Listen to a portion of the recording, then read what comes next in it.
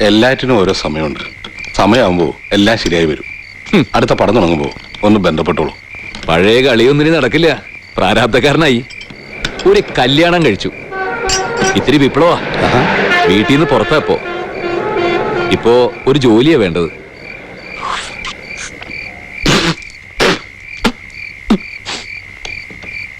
ഇപ്പൊ ഒന്ന് സ്റ്റാർട്ട് ചെയ്ത് നോക്കി.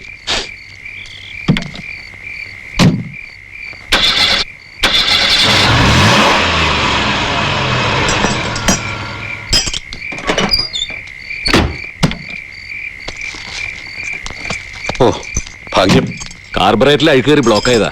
ടാങ്ക് ഒന്ന് ക്ലീൻ ചെയ്യിച്ചോളൂ. ആയിക്കോട്ടെ. സാറ് ഈ വഴിയാണല്ലേ? അതെ.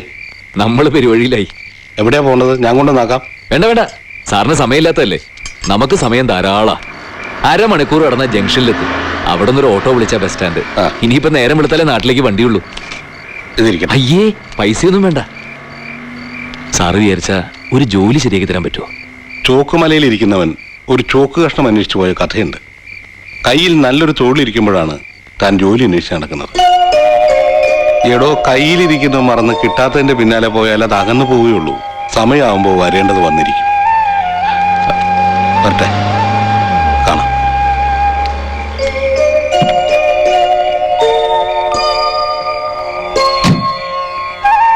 ഒക്കെ ശരിയാവൂടോ. അമ്മ അനുഗ്രഹിക്കും.